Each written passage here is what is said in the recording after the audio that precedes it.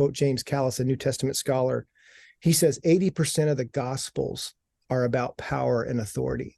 And he goes on to talk about, and you know what has power and authority in the spiritual realm, in the lives of people? Love. It's the most powerful thing in the universe. Welcome to the Kindling Fire. My name is Troy Mangum. God is preaching a sermon to the world through people's lives. People's experience, history, and testimonies all point to some amazing attribute of God that you too can experience. I interview revolutionaries, fire starters, and troublemakers. This podcast is here to be a voice of encouragement in your life. A voice that says, with God you can, and with God you will step into the abundant life. So let's get rolling.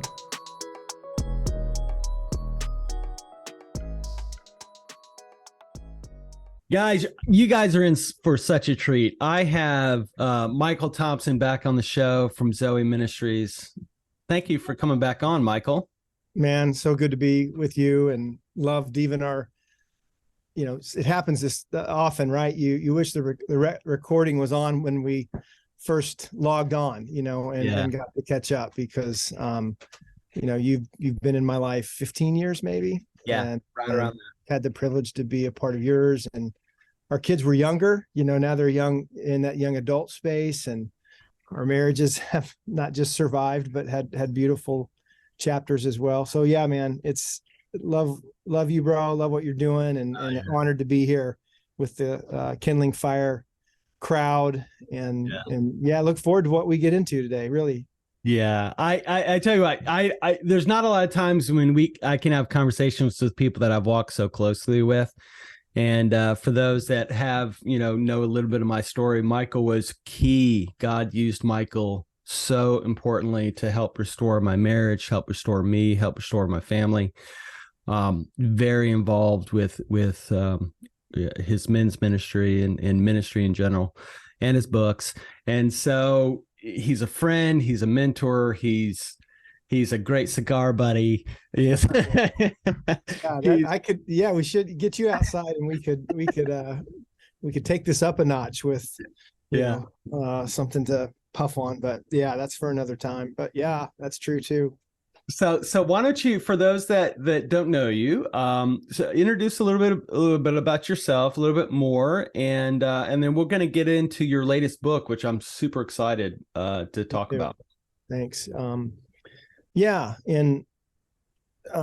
probably a former life, it feels like now, Troy, my wife and I, Robin, were on staff with Campus Crusade. We met on Crusade staff. There's life before that, but coming out of college, that's where our lives intersected. And we did about 17 years plus on staff. So a lot of those years were at Duke University. That's kind of what brought us here. We got married about a year into our dating, and that landed us on the campus at Duke and brought us into this area. It was great. And then we just fast forward from my mid-20s to my late 30s, 40 years old. You and I both, we do owe a lot to a guy, John Eldredge, and a book he wrote, Wild at Heart. It stirred things in us that I would say, I would want to be on record to say, it stirred things in us because there were things in us that could be stirred. Amen. And as men, Promise Keepers had a beautiful run, in our lives, in our generation. And it struck chords with men because there were chords in men that could be struck through Promise Keepers as God, worked through them. And so Eldredge comes along, and that was a big deal. And I bring it up as a big deal because it was through that, after about 5 or 6, 7 years, that God really, really partnered with, used that time in my life and partnered with John and what he had written to, I think take my faith journey on a trajectory that was just more about the resurrection, more about restoration. Not that the cross and forgiveness and sin aren't real components of our faith journey. They are, but I would say this, Troy, instead of taking me, it took me from being a good boy to a loved boy. Mm. And that was a huge step. Nothing wrong. Obedience is really important. Serving is really important, but they're not central. Central is intimacy, being known, getting things out of the way of being loved by God, perceptions about God that maybe aren't on the mark. And so that in my late 30s, early 40s, and this all happened, bro, and you know this, I'm just telling your audience, this all happened while I was on staff with Campus Crusade and in seminary getting a master's in biblical counseling. So there was a lot of crazy things kind of going on, and good things. And so I came out of that rubble in kind of moving in this direction that you often talk about on your podcast, and that you talk about around circles, and this idea of having an intimate encounters and experiences with God, not just knowing a lot about him. And so that's in a nutshell. We started, so about 40 is when I was about 40, we started Zoweh, 2006. So we're going on 16, 17 years. We had a amazing little 15-year celebration a year or so ago, just at the end of the COVID pandemic. And so it's amazing. And so because of that, just to tie this together, one more thought is, so I was enjoying and felt very compelled to create some environments, some spaces where men could crawl to or jump into, and that was how we met. There was a group of men on Wednesday mornings that we were meeting right in between Raleigh and Durham, and your life and my life intersected in a parking lot, that of all places. That morning you were there waiting. I was there always a few minutes early to get a few things set up, and there's this guy, man, I can remember it now. It was like a silver Honda or something. What did you have back then? A Toyota? Who knows? Yeah, it was cold, and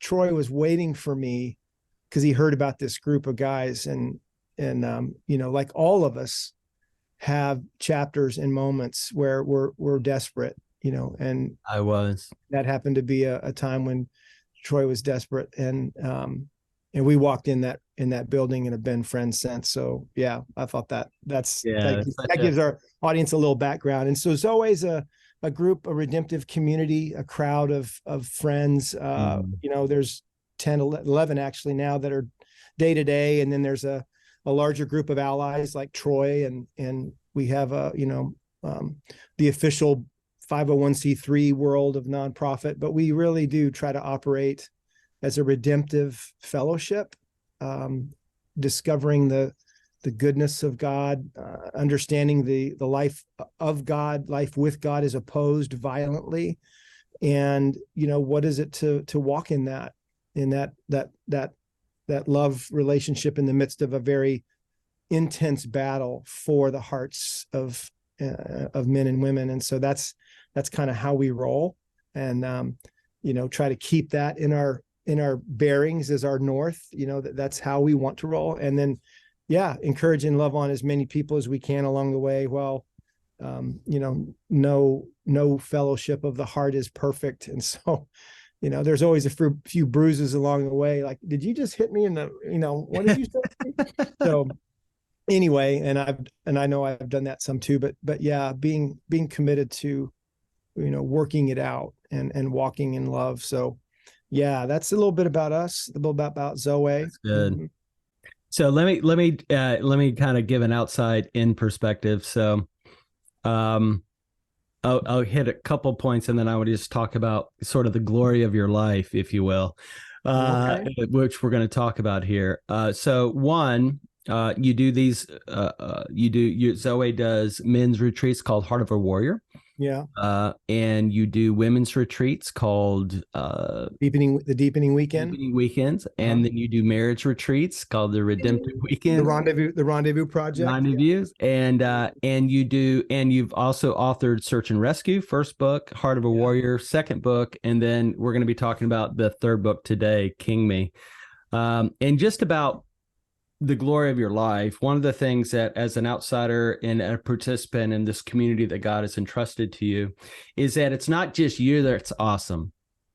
There are so many people that are awesome that you have been able to gather in a larger community. There's always an open seat. There's always a seat waiting for anybody. And when they said that seat, whoever's on their left or right will just be amazing. They just will be. And you've created this environment that everybody gets to participate, everybody gets to play, everybody gets to shine.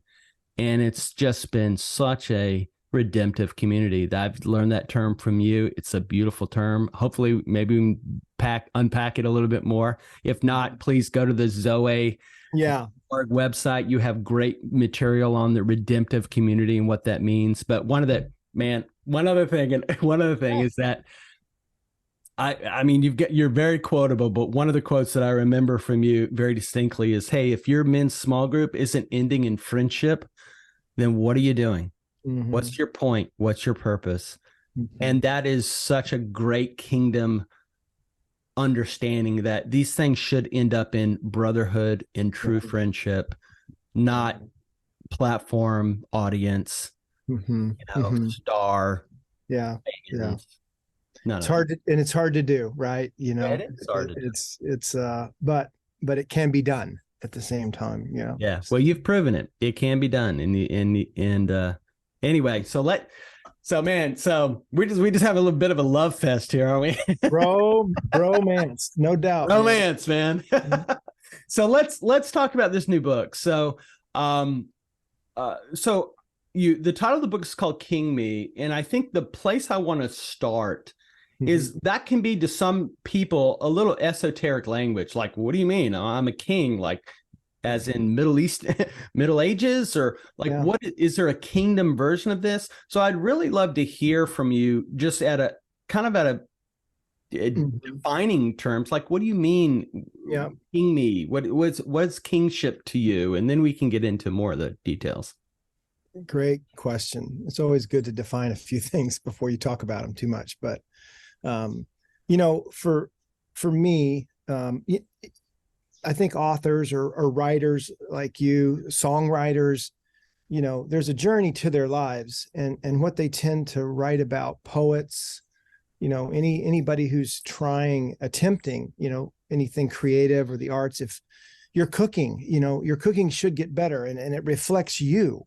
It has a reflection of you. And so this is true for King Me. There's a reflection of this book about my journey and where I am at 58, be 59 this year, 2023. And so, it's an exploration into the masculine journey primarily, and this stage that would be identified as the king stage, men in their 40s to maybe mid 60s.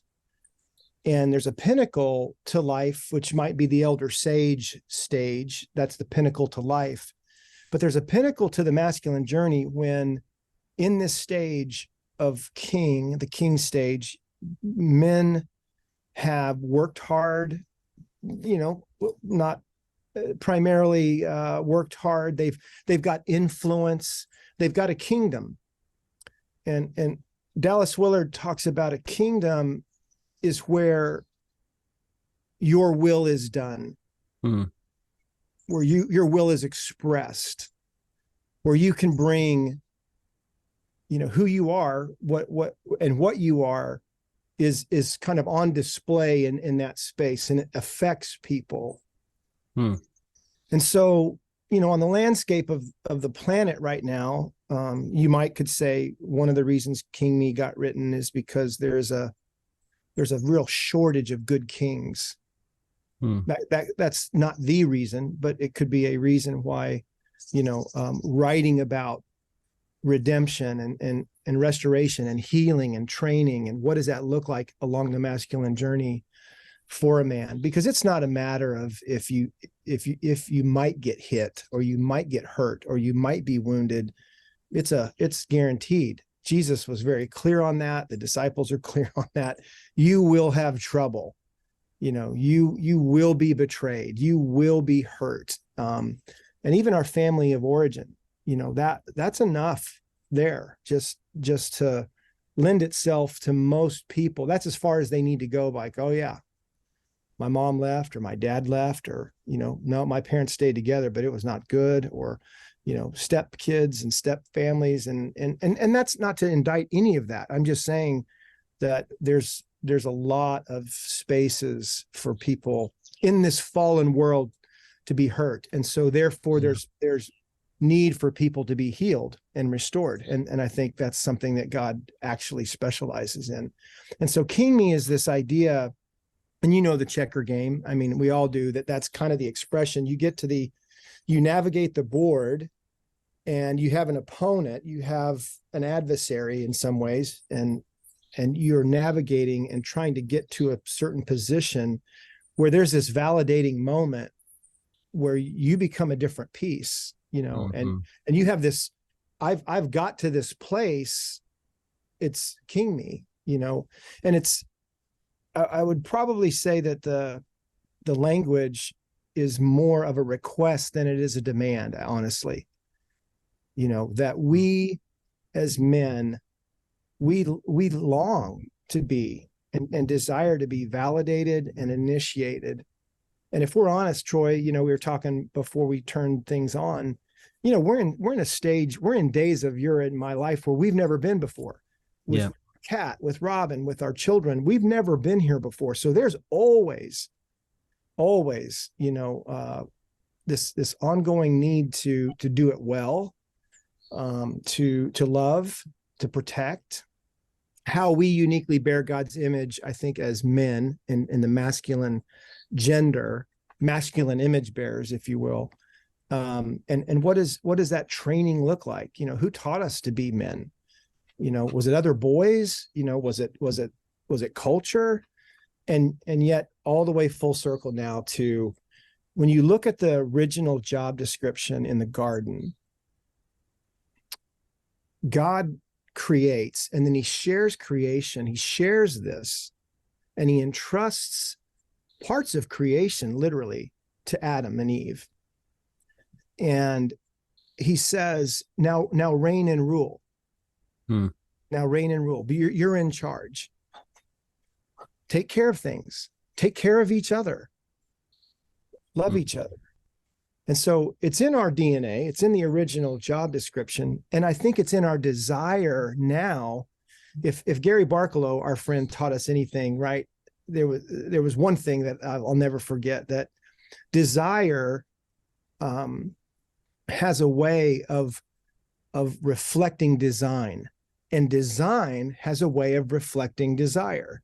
So when you ask men, what do they really want? And you sometimes have to drill down in this because, some want a motorcycle, some want a Corvette, some want a truck, some want a new job. But why do you want that new job? Because I want to provide for my family. I want to provide better. I want to protect them. I want a more reliable car. So there's a lot of ways to kind of dive down deeper into what we desire as men. This is in all the marriage books. This is to be seen, to be respected. We didn't make that stuff up. It's in there, and so this idea of even God, the idea that God would respect us with will, free will, choice, creativity. Yes, this is a fallen world, and our kingdoms are under siege. Small K king, small K king, the Mangum kingdom, the Thompson kingdom. And I've inherited some of that, some of it good, some of it not good. And so when we think about king, we're talking about, a kind of a figure of speech, but also it has some literal reality to, how will you reign and rule?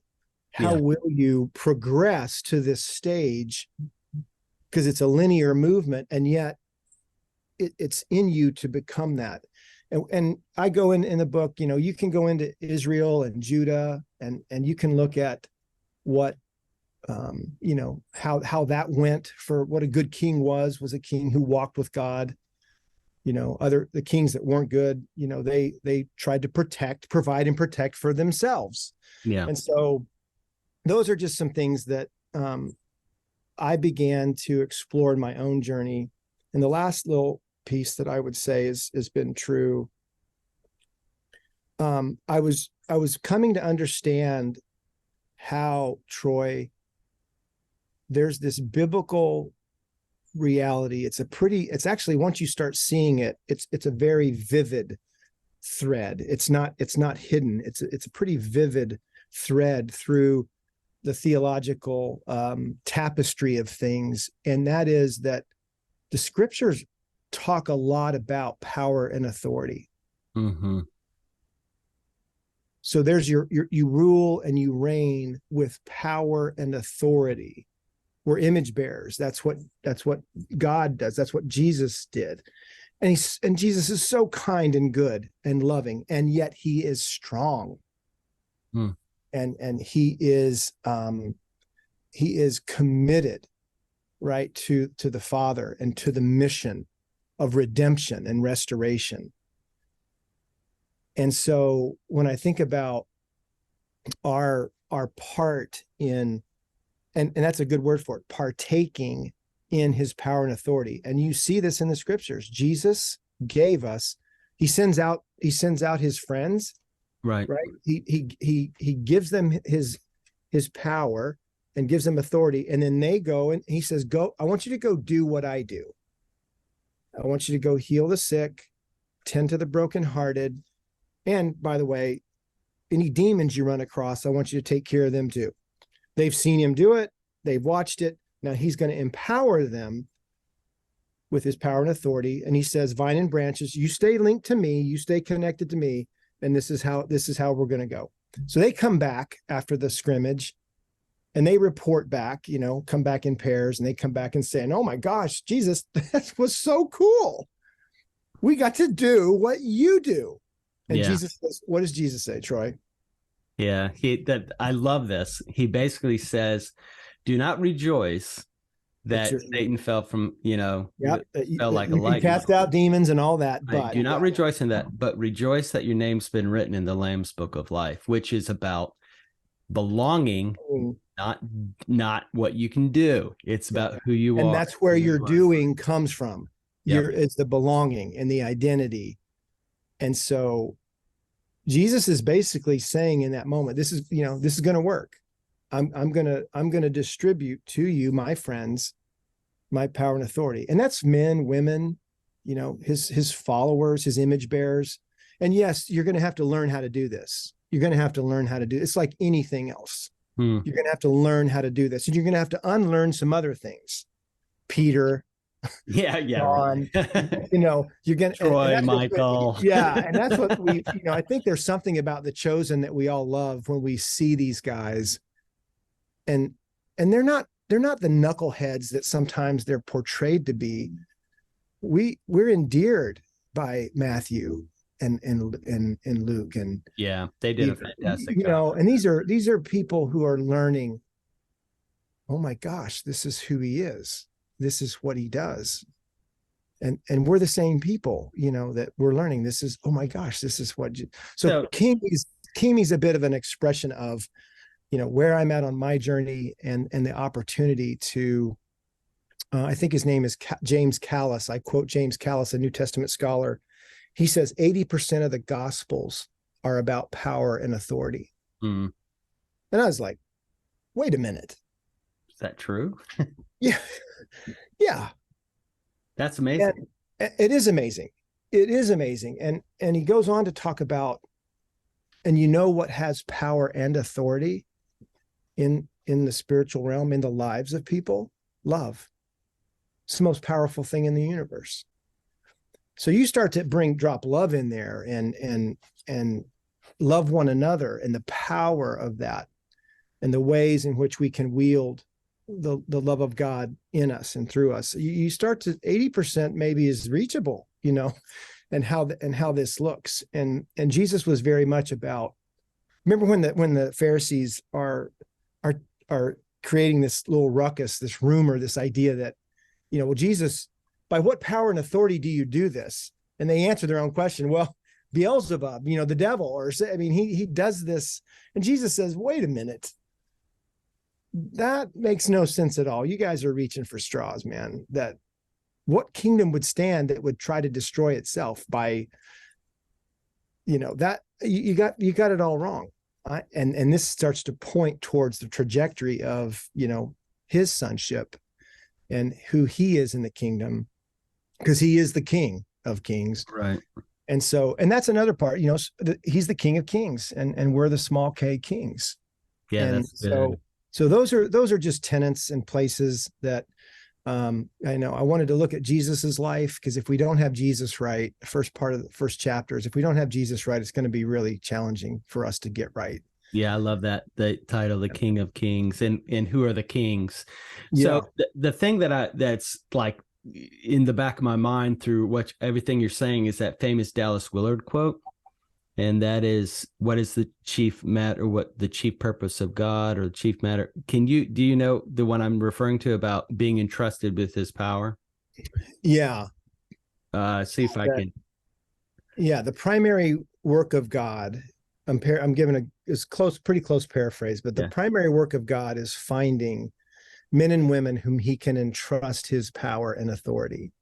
And the primary story of men and women is having power and authority and not wielding it well. Yeah. And it seems that this book is a guidance, not only to effectively people that the Lord is wanting to do just that, and to be able to handle that gift in a way that honors God and helps others, right? It doesn't destroy them, or all your issues now get disseminated to everybody else, and they all now have to deal with your things that have been unresolved in your life and all the other things, right? Yeah.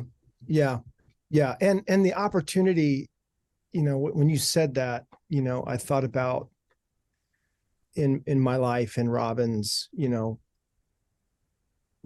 in our late 50s now. She would not want me to say that, but I would say, what you made me think of, Troy, was the need to reclaim some things that have been lost or stolen.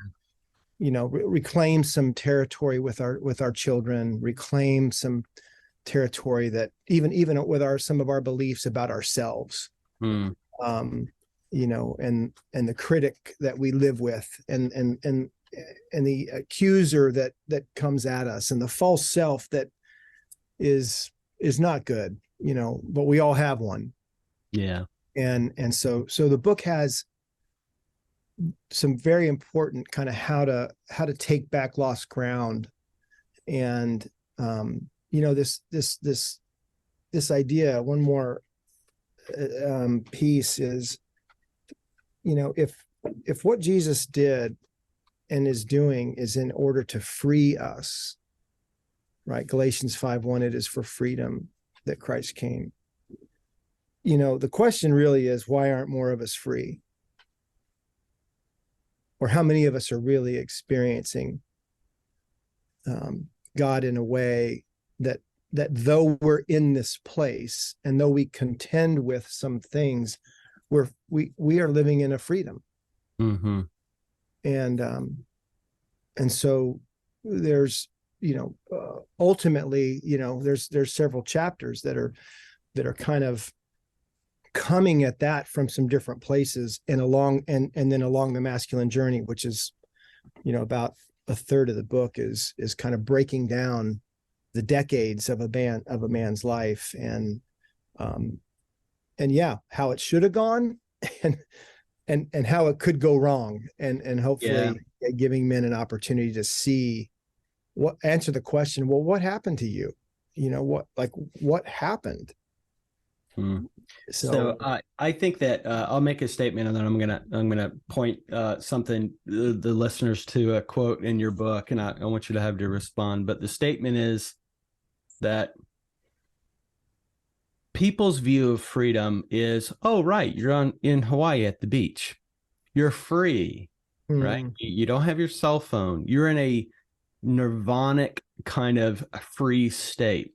But the Lord says, I'm going to put you in the hottest part of the battle, leading a troop of people in great dire situations. And I'm going to show you that you can be free. You don't have to be sitting on a beach being free, and you don't, or to have hope or to have light, and so much of our view of God is create a nice environment for me, then I'll believe all your promises. And God's like, my promises are revealed in sometimes like the hottest part of the fire, or the tip of the spear in battle. That's where you see these things in reality. I think God would, I don't want to say what God would say, but it feels like God would say through, and what he is saying and has been saying to me, I think, is I'm far more concerned about, kind of the condition of your heart, mind, body, and soul than I am your comfort. And freedom happens, it has to be defended. Proverbs 4:23, above all else, guard your heart. I mean, the language is there, Troy, for sure, that freedom is, it's living freely and then operating that freedom in the war that we're in over the hearts, minds of men and women. And there's an accuser, there's a deceiver, there's a father of lies. How is that operationally working? And if you don't have that orientation, then and don't understand how that works, which we try to get into a little bit in the book, and we really, that was why we wrote Heart of a Warrior, was to really kind of bolster the reality that in a war you need oriented men and women, warriors and warrior princesses, men and women who know how to handle themselves, because they've been well trained at a level of identity, because that's where the enemy always wants to attack. Amen. And it's so important for good kings, because discipleship is usually modeled. Right. So that's the fruit and the result and the beauty. All of that. And I think that's why we have such a challenge right now as men in the world of masculinity. I think it's been unfortunately earned in very difficult ways. I'm not really talking about toxic masculinity right now, or what I'm trying to get at is, we've had enough examples modeled in the church, outside the church. Men are in the headlines, and it's often not good. What they're choosing, what they're doing, what's using them, how they're using, and what would it look like to see the landscape of men healed and trained so that they could be the models for younger men, and this legacy, because it's not a matter of if there's legacy, it's just a matter of what kind. Amen. And what is being bestowed, what is being passed down, what are younger boys doing, how are they looking at men and masculinity, and is there any intentionality whatsoever at those in the warriors and kings and elder sage stage? Is there any intentionality towards the boys and the explorers, the younger? Is there any intentionality, Troy? And I think we can answer that question by no, there's really not. It's way too accidental and incidental. It's so great is that in Micah, I think it's Micah or Malachi, it talks about, at the end of the age, the spirit of Elijah will come, and the hearts of the fathers will turn towards the children, and the hearts of the children will turn towards the father. There is a natural attraction in both directions in the kingdom of God that God will inspire. And the world says, I got mine, screw you, good luck. I'm going to do my thing with the money that I've obtained, and I really don't care. Right. And then the young people are like, I guess I'm just on my, it's a very caustic, combative, uncaring environment for the multi-generations. But good kings raised by our good king, the King of Kings, care about the impact and their decisions and the effects on others. So, So, well, look, I want to say, give you this incredibly wonderful quote from Michael. It's in chapter 14 of his new book, King Me, called The Glory of the King. And here's what he says. He says, the main purpose of a good king is to love and lead, protect and provide, to help others come to Jesus for their healing and training, and in partnership with God to offer the glory of your life in order to validate and initiate others into the glory of theirs. That is the most wonderfully comprehensive statement about encapsulating what a good king could be. And maybe if you could just respond to that, particularly the last part where it talks about offering the glory of your life in order to validate and initiate others into the glory of theirs.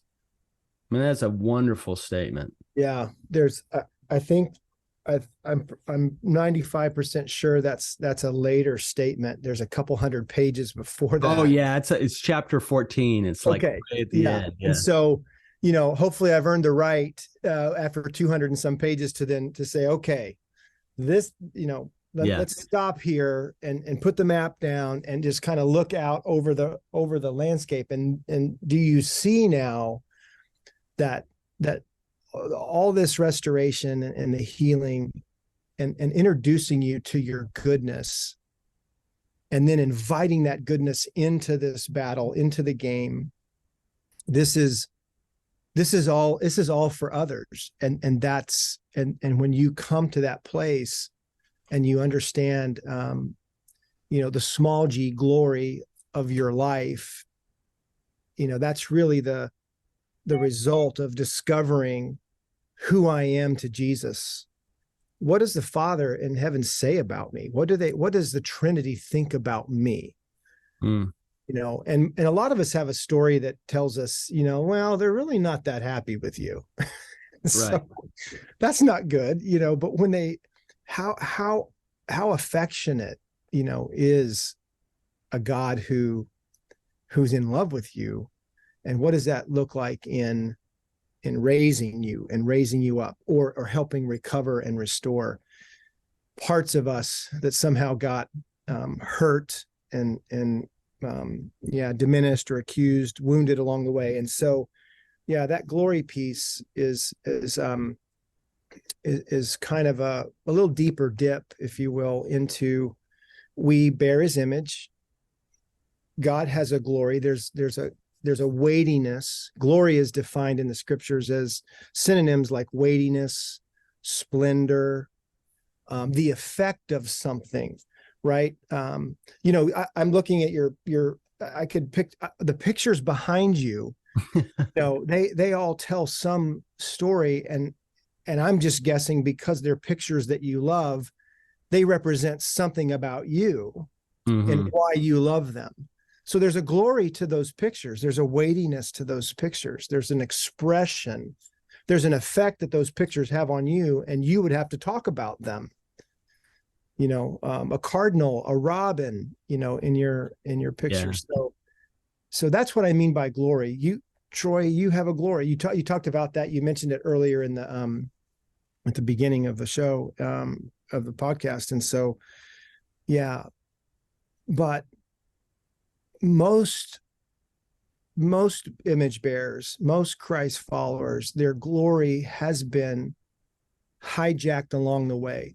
That's what the enemy's after, that you not come into freedom and the ability to operate in intimacy with God and loving others. Yeah. Amen. So I'm going to give a testimony, and we're going to have to wrap up. Here's the testimony. I'm going to take this picture off the wall. What you see here is a warrior sword, and with a search and rescue bag, which is from his first book, Search and Rescue. And all these little white cards here are prayer cards. And this was when I was an intercessor warrior at a Heart of a Warrior retreat. I'm going to give you a practical example. Michael, in the glory of his life as a king, creates an environment where other people can participate. I participated as an intercessor at this event at Heart of a Warrior. And there's a sword and prayer cards. And you know what we're doing? We are fighting on behalf of these men that are having destroyed marriages, addictions to pornography, addictions to drugs, wayward children, suicidal thoughts, all these things that take out men. And in the environment that Michael created, I got to fight, which is one of the favorite things I love to do. I love to fight. I love to fight the devil, and I like to beat him in the name of Jesus. And I was able to do that at this event. And so that's a good example of a king, right? A king created an environment for me to thrive in my glory, which was to be a warrior. And it's, and so, it's one of my key pictures because it was that's why I love David so much, because he's such a fighter. Right. That's why I was so because we were like-minded in that way. We were like, yes, let's fight. And we did in prayer, and it was so fun. So anyway. Yeah, and I think about, that picture and other things that can be representative. I mean, there's a ceremony, and this is a bit of what we're after, right? That here's a sword that's bestowed to you. Here's a sword that's given to you that, we don't charge the fields of Bannockburn with Wallace and swing a sword, but there's an image, there's a representation, there's an empowering you, that says, it's time for you to wield a sword. And so here's other men, and I've seen ceremonies where families, wives, give a man this token, this weapon, this token that just says you've earned this, and you're qualified, and we need you to wield this. So I think, when it comes to validating and encouraging, imparting courage, the masculine heart, the feminine heart too, there needs to be ceremonies. I know what you have, been working hard to create for the hearts of younger men, that invite them, that encourage them. And there's moments where you're inviting them up, but there's other times when the ceremony's about you've made it. We want to recognize, it's time to recognize that you do have what it takes. We see you, and to speak words of validation over that. That's how we partner with God for the healing, the restoration. I mean, so many. I got one quick story. Can I tell one quick story? Yeah, we'll wrap it up with this one. How powerful this whole idea is. So a couple years ago, we were at a conference. We were at a Heart of a Warrior encounter, and it was the opening night. Thursday night, and it's just the welcome, Troy. You've been to many of them on the intercessor team, and you've brought men, and so there's a lot of guys. I mean, it's gotten to be a pretty good size event, 400 guys, and so I'm welcoming them. It's Thursday. That's a travel day. We're going to set a few things in motion, but I knew, and I always know, how hard it is for the men to get there. Most men don't skip into weekend encounters like that. There's something that usually comes up against them. And there's a handful, 2 or 3 handfuls of men that come by themselves. They come alone. They're not coming in with a group of guys, and they're not flying in with 3 or 4 buddies from, somewhere. So I was talking about that, and I said this. I said, I know this weekend comes at a price there, and maybe some of you have been paying it for years. Maybe your family's having to pay a price since you're away. Even this weekend, some of you have, put the retreat on a card, and you might even be on partial scholarship, but I want you to know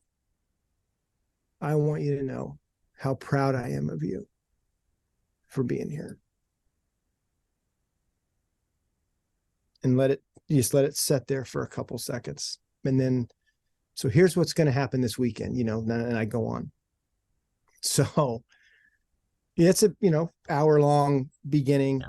So this guy from Nebraska who comes by himself, I find out he is beelining it to me. And that's usually not a good sign early.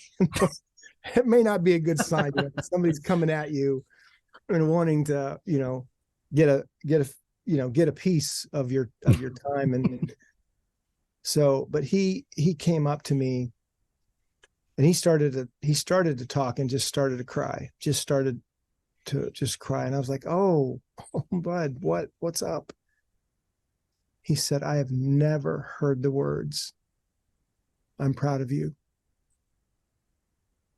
ever. You don't know what that meant to me. You don't know, God, it was like God was saying to me, I see you. I'm proud of you.